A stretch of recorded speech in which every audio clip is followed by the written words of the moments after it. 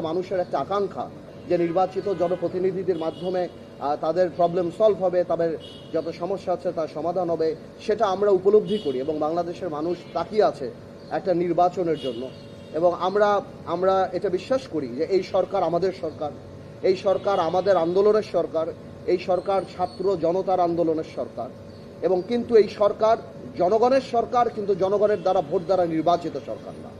আমরা সবসময় চাই এই সরকারের পাশে আমরা ছিলাম, আমরা আগামীতেও থাকব। এবং আমরা 7ই আগস্ট থেকে আরম্ভ করে আজকে পর্যন্ত প্রত্যেক জায়গায় বলে আসছি যে আপনারা একটা নির্বাচনী রোড ম্যাপ দিন। নির্বাচন অত্যন্ত গুরুত্বপূর্ণ। নির্বাচন ছাড়া আপনারা যে সংস্কারের কথা বলছেন, সংস্কার একটা চলমান প্রক্রিয়া, আমরাও সংস্কারের পক্ষে।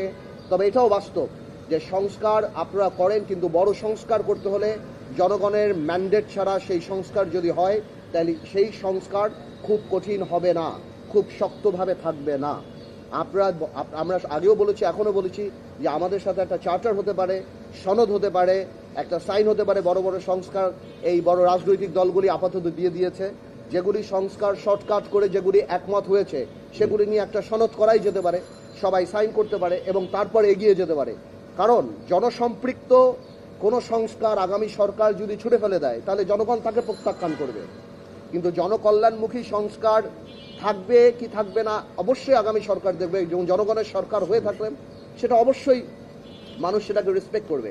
কিন্তু সংস্কারের নাম বলে নির্বাচনকে যদি পেছানো যায়, এবং একটা সরকার, একটা দায়িত্বশীল সরকার যখন বলে ডিসেম্বর থেকে জুনের মধ্যে নির্বাচন হবে, এই ধরনের আনসার্টেনিটি থেকে দেশকে কোনোদিনও একটা সরকার ঠেলে দিতে পারে না।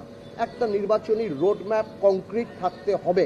দেখুন, আমরা এই সরকারকে আনার জন্য জেলে গিয়েছি, জুলুম সহ্য করেছি, নির্বাচন বয়কট করেছি, রাজপথে সব জায়গায় আমরা ছিলাম। আমরা কোনোভাবেও চাই না এই সরকার ফেল করুক। আমরা চাই জনগণের ইচ্ছা প্রতিফলিত হোক। এই সরকার সংস্কার করুক, যেটার পাঠ আমরা।